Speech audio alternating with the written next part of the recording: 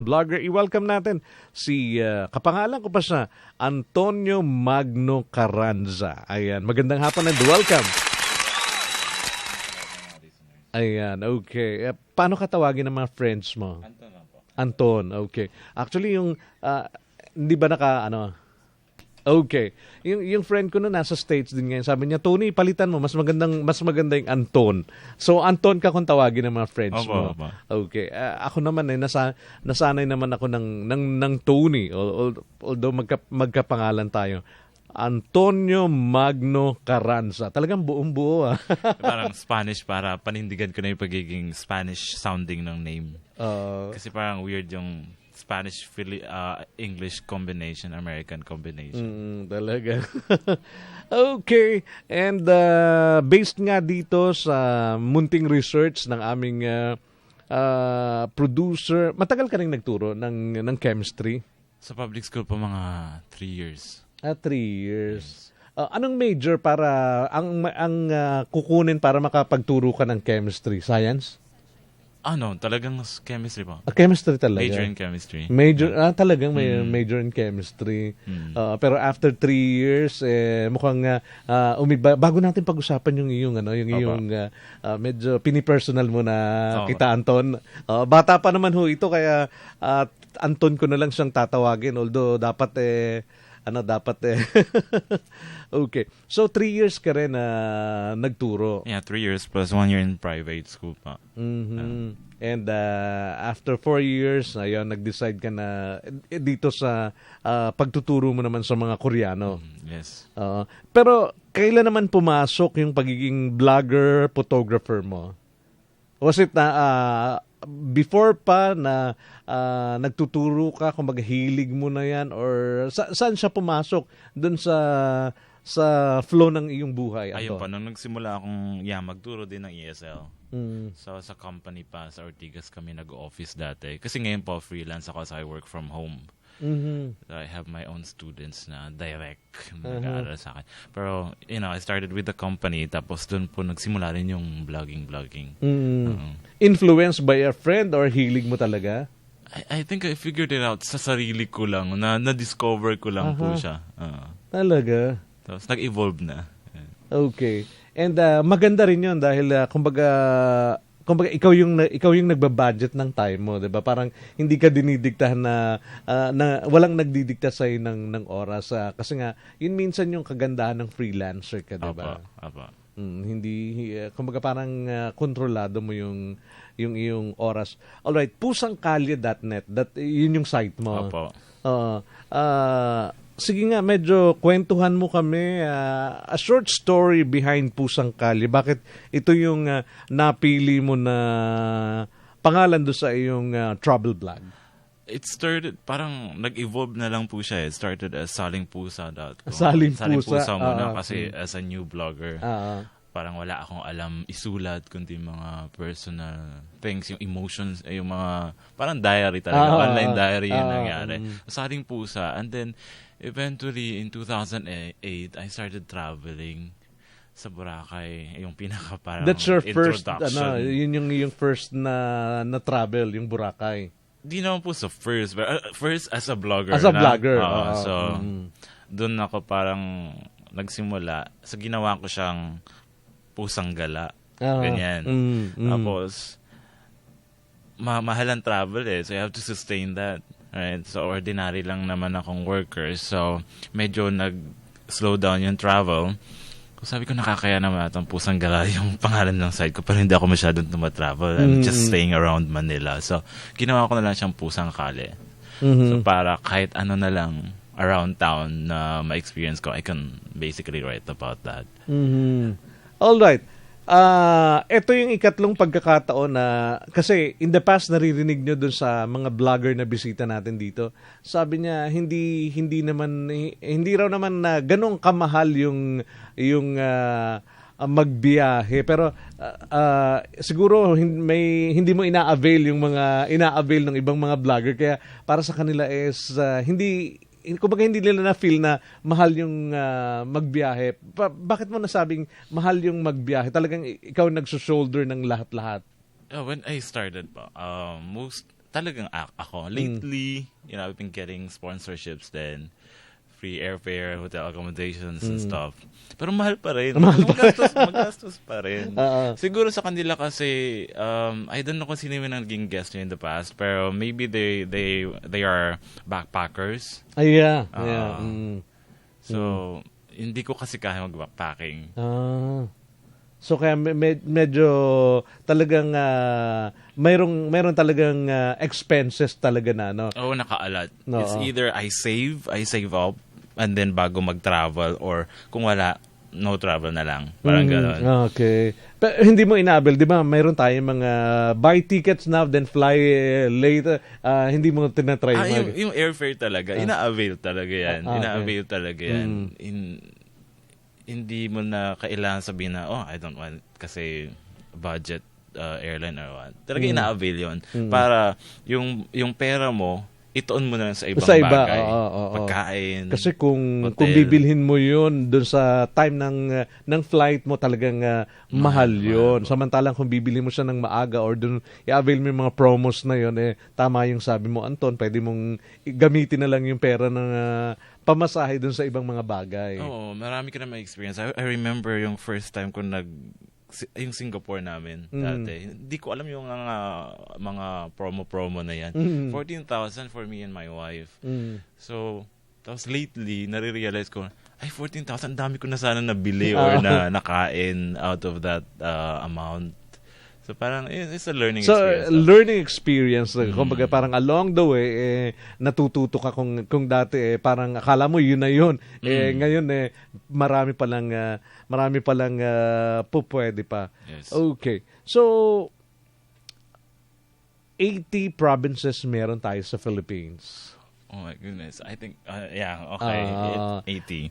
Kasi yun yung madalas nilang kinukwento. At nung ko rin lang na, di ba, parang nakakahiyang aminin na hindi ko mabilang kung, pero yun nga yung sinasabi nila. And marami doon sa mga naging guest ko, yung isa 3 probinsya na lang ang hindi niya napupuntahan.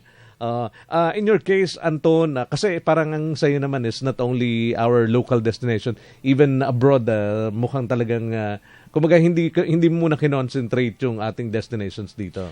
Actually, I consider myself as a new travel blogger talaga. Kumbaga, sa field ng travel, baguhan pa talaga ako. Kailan ka ba nag-start lang? 2008. 2008. Hindi ako yung tipong katulad nila na talagang 1 month on the road. So, nagtatravel lang ako pag may time. Okay. Kaya nga, binibiro nila ako. Actually, my blog is a hybrid blog. Hindi siya talaga hardcore na travel blog. It's a lifestyle, a photo blog na rin. Kasi nagtatravel lang ako pag bakasyon. Yung pag holiday sa Korea, ganyan.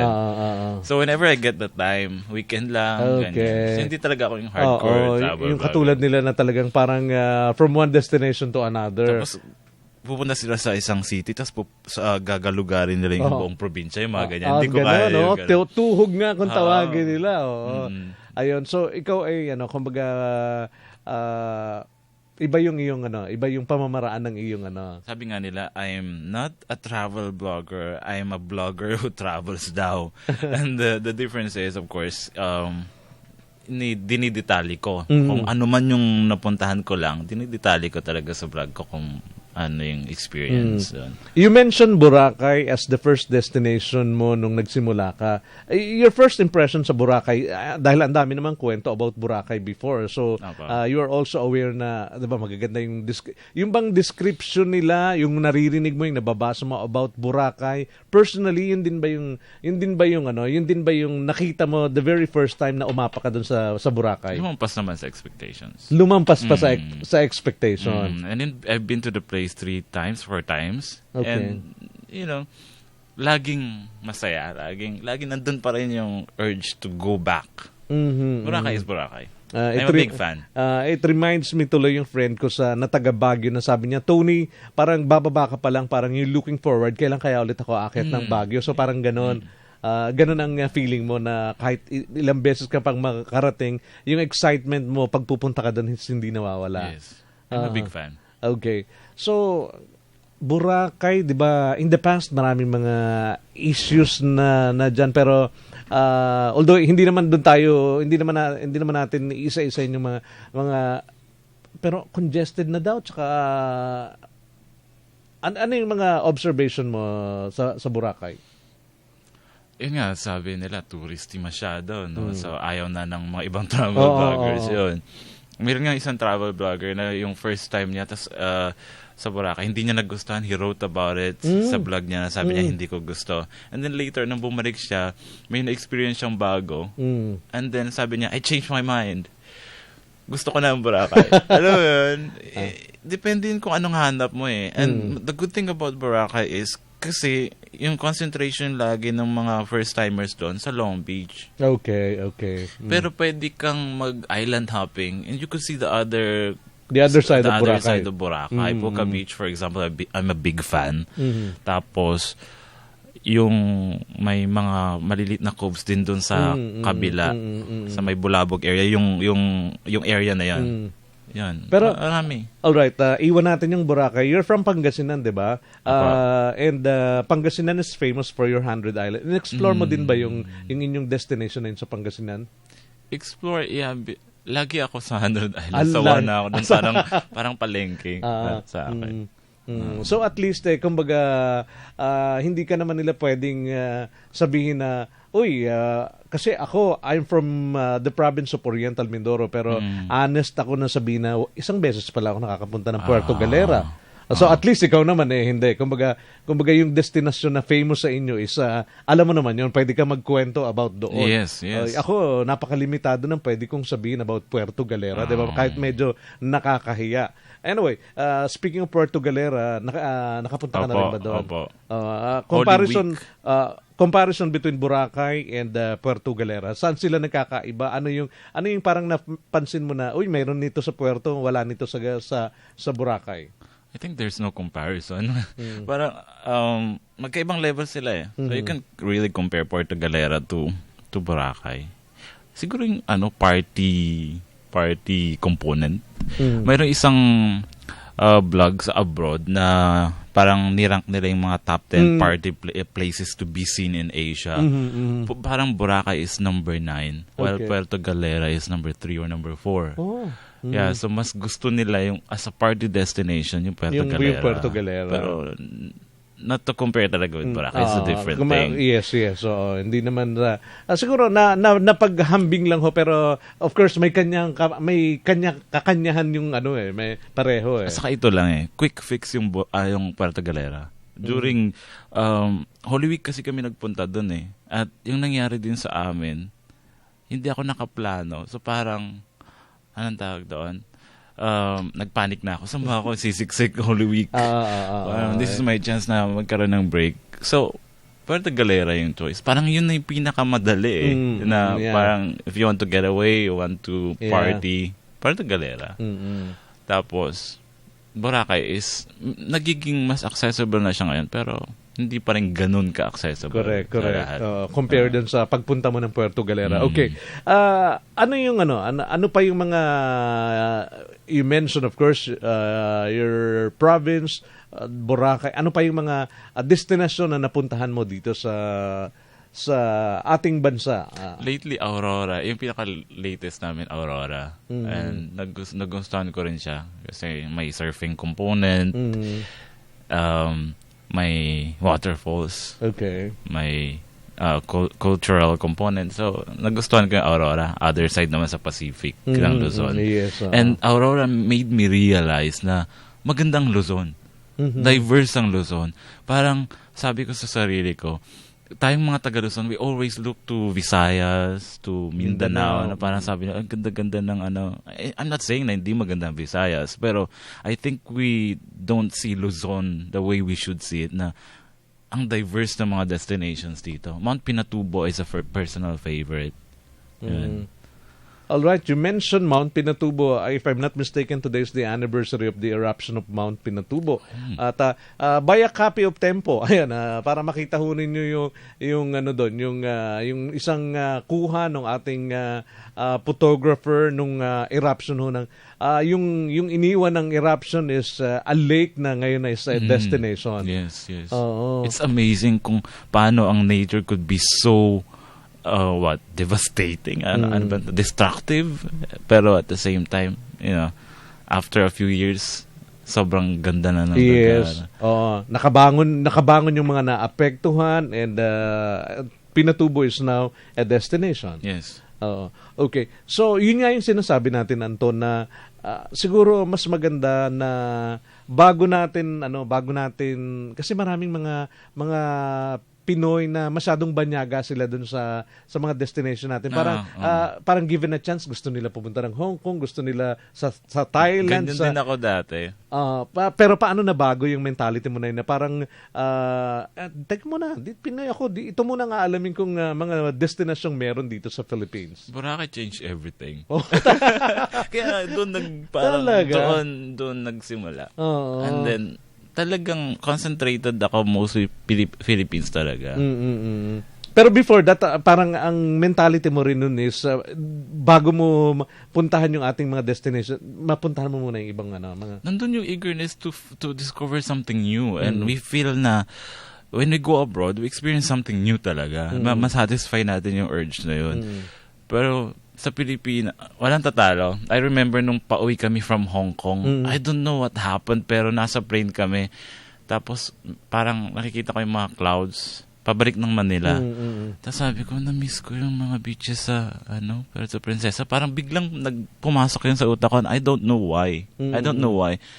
Bigla ko na lang na-realize na iba pa rin ang warmth sa Pilipinas. Iba pa rin ang ganda ng Pilipinas. So, talagang it's more fun in the Philippines. It's more fun in the Philippines, yes. You can attest to that na, kumbaga, given a chance, hindi kayo magsisising i-explore, puntahan mga destinations natin dito. Yes, definitely, yes. Okay.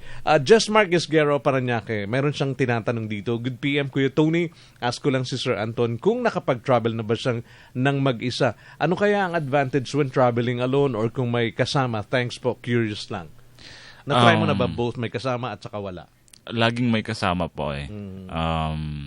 Hindi ako mahilig mag-solo travel. Pero, syempre, may mga discussions yan. And, kanya-kanyang trip ko ano talaga yung... Kasi may mga purpose, may mga reasons tayo why we travel eh. Yung iba gusto talagang, they want to find themselves. Parang ganon. Solo travel is good in that sense. Parang, although dati sabi ko masyado namang loner ata pag solo travel. Pero hindi rin kasi you meet people along the way. So, it's also fun. Ang maganda pag solo travel is you travel at your pace. Yeah. Hindi ka napipressure na mag-hop sa isang destination or bumangon to party at night when you don't feel like doing it. Yun yung maganda sa solo travel. Tapos, parang you're accountable sa sarili mo lang. Correct. Yung sa... akin kasi, laging may kasama kasi I have my wife. So, kailangan kasama siya kung hindi magagalit talaga siya. Correct. And at the same time, personally, naniniwala ako na if you experience something fun, you have to share it. You have to share the experience with others. Kaya nga ina-admire ko kayo yung inyong mga experiences doon sa mga travels na sinishare niyo ka. Yes. Kasi while reading, parang ikaw na mismo yung parang napi-feel mo na rin yung kung ano yung gusto niyo na ipaabot doon sa reader ninyo 'di ba? Kaya nga nakakatuwa na meron ganyan, parang hindi ka nakarating doon sa lugar pero based doon sa kwento ninyo is somehow nagkaroon sila ng idea at parang na-feel din nila na ikaw yun na nakarating doon, diba? Kasi yung inggit factor. Hindi naman inggit talaga to the point na papatay ka dahil sa inggit. Pero yung inggit factor na you also imagine yourself doon sa situation na yun, doon sa location na yun. Gusto mo rin magkaroon ng jump shot doon sa lugar na yun. So, it helps promote talaga yung culture of travel sa Pilipinas. And it's a good thing. All right. Anton, my next question is dream destination dito sa Philippines. meron ka pa bang dream or parang yung dream mo is napuntahan mo na? Yung mga mamahaling resort sa El Nido.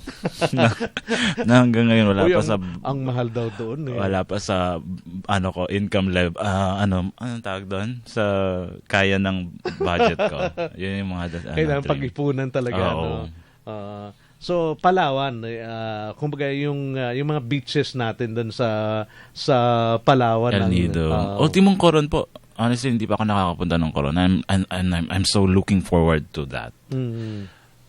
Hanggang Puerto Princesa. Yung Palawan is Puerto Princesa pa lang ako. Satisfied naman ako sa Puerto Princesa. But sabi nila, mas maganda ang Coron. Kung makakapunta ka pa ng Coron. Yes. Yung Coron, mas maganda El Nido. Yung mga ganyan. So, yung area na yun. Yes, actually, ang daming nagsishare ng kwento na napakaganda talaga doon sa yung mga beaches nila doon. Okay. Opo. So, marami ka pa rin pala naman kasi nga hindi ka naman katulad nila na talagang parang tutuhugin mo yung parang pag may panahon na maluwag ayun so kumbaga priority pa rin yung iyong pagiging freelancer dun sa profession mo. Opo. Hindi ko talaga career ang vlogging. It's just a hobby. Although most siguro ng mga naging guest yung hobby naman talaga. Yes, yun din naman yung kanilang at ini-enjoy. Pero yun nga yung nakakatuwa, 'di ba? Kasi hindi naman lahat nakakapag-travel, 'di ba? By just reading your site, 'di ba? Parang maaaliw ka na Yung parang mapapalipa kung naboboard ka tapos yun yung parang gusto mong interest magbasa ka lang ng mga blog sites ayun na. Hindi mo namamalayan na naaliw ka na parang hindi ka reader pero sinundan mo lahat yung mga kwento ng mga vlogger na yan. Tapos may nakapag-book ka na ng promo ticket. Hindi mo alam na doon din pala magsisimula yung interest mo na magbiyahe. In Mindanao, ano yung lugar na napuntahan mo na sa Mindanao? That calls your attention.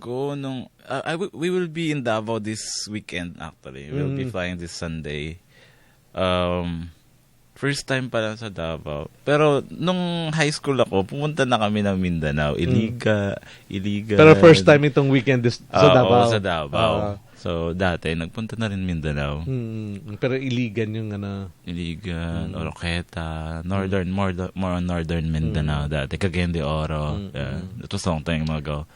Davao is also a great place. Sa airport pa lang, ang dami ng mga magre-recommend na ito yung mga pupuntahan mo when you're in Davao. At nakaka-excite na puntahan ang Davao kasi ang dami nilang pwedeng i-offer sa mga turista natin. Not only, yun na nga, ang ganda raw na parang retirement ng Davao. Yung parang kung gusto mong doon ka mag-retire magandang lugar din ang Davao. Okay. So na-experience mo when you traveled, of course, yung kulturang Pinoy. Opo, definitely. Yeah. At kumbaga kasi parang iba na raw yung panahon, hindi na raw tayo hospitable, pero based from your observation, Anton, kumbaga lahat ng mga kultura na natatak sa ating mga Pilipino is napi-feel mo pa rin every time na pupunta ka doon sa mga lugar natin dito sa Philippines. Hospitality, nandyan pa rin ang hospitality sa mga ordinaryong tao. Sa countryside, yung warmth nila, nandyan pa rin. Pagka Pilipino natin. Medyo off lang ako sa yung sa tawaran portion natin sa Pilipinas. So kapag sasakay ka ng tricycle, kailangan mong tumawad, taxi, kailangan mong tumawad. Off lang ako doon. Hindi good shot yun sa akin. Hindi ko gusto yung tawaran portion. Sino ba ang tumatawad? Yung sumasaka, 'di ba? Hindi ba kasi kami sinasabi namin na huwag ka nang makipagbaratan na talaga. Kasi ang idea ko, when you travel, you give back dun sa community rin na pinupuntahan mo. Tama. You provide employment for the people. Correct. Binibili mo yung tinda nila doon. Bibili ka rin para, alam mo yun, tulong yun din sa community. Exactly. Pero not to the point na tatagain ka rin sa presyo. Hindi rin maganda yon, diba? So, kailangan mo makipagtawaran kung minsan kasi alam mong hindi yun yung tamang price. Ay, alam mo, hindi ko gusto same yun. observation, Anton. Kasi, naano din ako, na actually only last night, Anton, after nung pagpunta ko ng doktor, kaya wala pa ho akong tulog hanggang ngayon. Yun na nga, parang, porke ba, dun sa mga bilihan ng pasalubong, Opo. 'di ba? Na alam mo naman na sobra yung kanilang presyo. Opo. Ako din talaga kahit late na sa gabi paumanhin, pero ako din hindi ko rin hey, Pilipino kapwa mo ito Pilipino na alam mo naman na sobra-sobra yung presyo mo. Yun sana nga yung isa rin sa mga All the more yung lalo sa taxi dito sa Manila. Taga Manila ka na at Pinoy ka na, tatagain ka pa. Parang ganyan. Lalo pa pag foreigner yan. Exactly. Actually, yan naman yung madalas kong nire-raise din doon sa mga tourism officer na nagiging dapat guest. Dapat standard, natin, something has to be done with that. It's a big turn off talaga. That's true. Dahil yung first impression na makikreate ng isang baguhan dito sa Pilipinas, yes. it will last. So, yes. Paano na lang kung hindi maganda yung impression? Okay lang sana kung, hey, ang ganda ng kanilang first impression. Paano kung hindi? Sabi mo nga, sa taxi pa lang parang alam mo naman na sobra yung china-charge sa'yo i-insist pa rin nila yun. Una airport as taxi, di ba? Pag baba mo na airport, taxi kagad. Medyo off na nga yung airports natin, tapos taxi pa. Alam mo yun? Tapos traffic pa. Pero sa Davao naman walang traffic, I tell you. Okay. Looking forward to Davao. Maganda doon at hindi ko lang alam yung mga taxi nila kung nananaga ba. Pero yun ang isa din sa mga sinasabi ko nga doon sa mga government official na na-interview ko na siguro isa rin yun sa mga isama nila kasi especially kung ang probinsya mo is a destination, hindi lang naman mga local tourists yung nagpupunta dyan. Marami ding mga foreign tourists. So sana maging part sila dun sa Kung kaya ng Baguio, ba't di kaya sa ibang lugar? Exactly. I love Baguio pagdating din sa taxi na yan. Wala nang usap-usapan. Nakakairita yung pagod ka na kung minsan tapos makikipagtawaran ka pa or tatagin ka pa. Kaya nga. At sometimes ayaw mo nang makipagtalo so ibibigay mo na lang but you still feel bad about that. So, sabi mo nga, yung biyahe mo is dun sa mga panahon na libre ka kasi nga meron kang profession sa ngayon. That's very good kasi yung iba naman is maybe sila medyo sinuwerte sila na anytime na gusto nila magbiyahe kaya nila.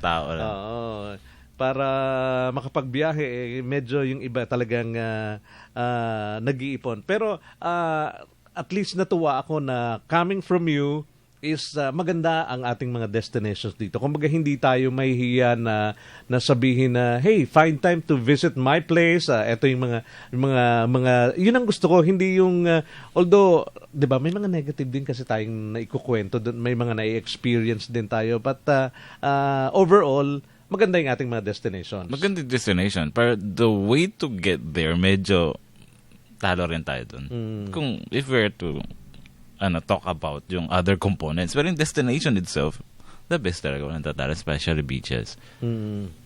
So, archipelago tayo at sinuwerte tayo na magaganda yung ating mga shorelines dito. Parang nowadays, ang Zambales, di ba? Napakaganda rin ang kanilang shoreline dyan. Marami rin silang mga beaches na dinidevelop dyan. So, parang kung gusto mo ng by land lang na mag-i-enjoy, kumaga, ang dami. Tama ka. Ang Luzon ay marami. Not because taga Luzon tayo. At saka yung budget is 1.5, parang 1.5. If you travel in a group of 5, for example, sa Zambales, yung Capones, nagsasaanawangin yung tatlong yan. Tapos Mount Pinatubo, 1.5 lang yung budget dun eh.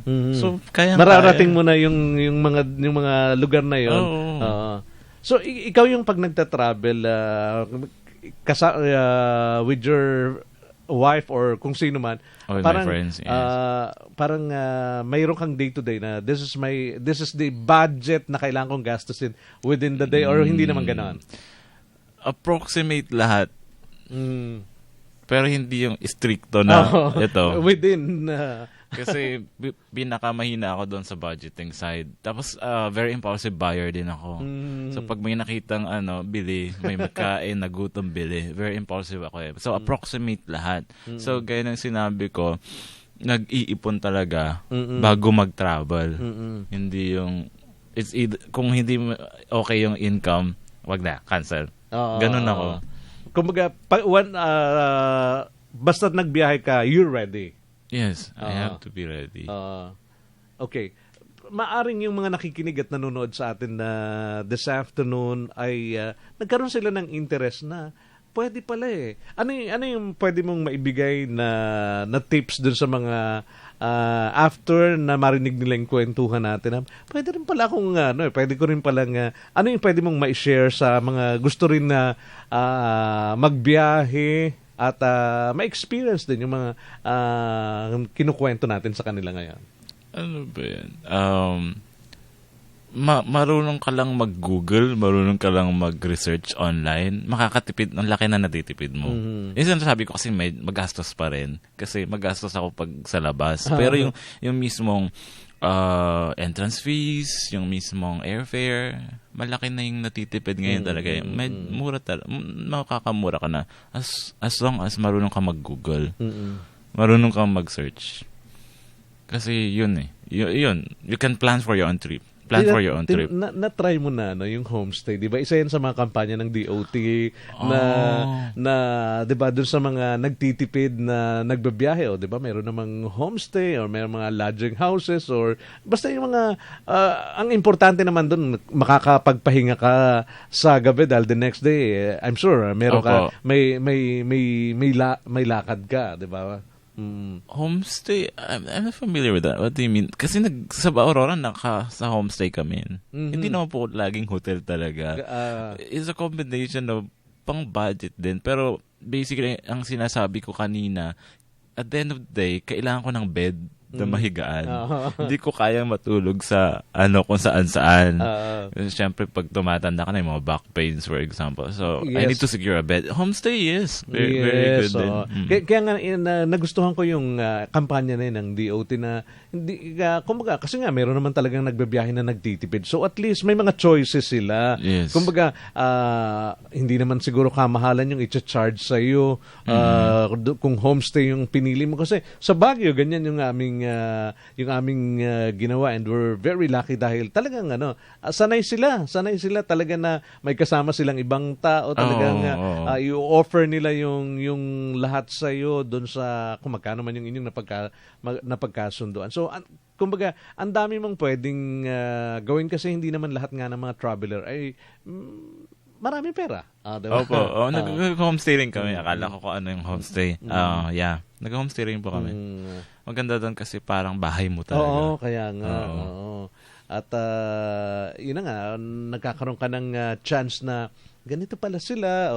Kumbaga marami kang kahit Pilipino ka at alam mong nasa Pilipinas ka pa rin, kumbaga ang dami mong, ako tuwan-tuwa ako na makarating ng ibang lugar at babalikan ko yung kwentuhan natin kanina. Parang gusto ko yung ako lang siguro na mag-isa yung magbabiyahe. May mga instances na gusto kong gawin yan. Kaso ngayon hindi na pwede kasi magagalit yung wife ko. Hindi mo ako sasama yung ganyan. Pero gusto ko rin yun kuminsan yung mawala sa kawalan. Mawala sa kawalan? Go somewhere and get lost. Kaya nga di ba? Parang ikaw lang yung parang parang ikaw lang mismo mag-isa. Anyway, Anton, thank you very much for your time this afternoon. I'm glad na marami kang naikwento sa ating mga kababayan at ang isa sa mga gusto nating iwan sa kanila na maganda ang ating bansang Pilipinas, tumulong tayo to promote. Anyway, ito isa sa mga kampanya ng ating pamahalaan at gaano man tayo ka-ordinaryo, meron tayong pwedeng may contribute dito. Meron. Iba-iba rin ng traveler, ibang klase ng tao. Meron tayong contribution magagawa. Yes. And ikaw, ang laki ng iyong contribution na nagagawa. Maaring hindi mo sinasadya, pero yung mga kinukwento mo, yung mga nilalagay mo sa site mo, ay nakakatulong ng malaki. So, keep it up, Anton. Yeah, we encourage also to for others to blog din. ma-experience nyo, kwento nyo rin. Mag-vlog din kayo. Alright. Thank you so, Anton, hindi ito yung first basta yung mga susunod na panahon na medyo maluwag ka at may maidadagdag ka na I'm sure marami ka pang maikukwento.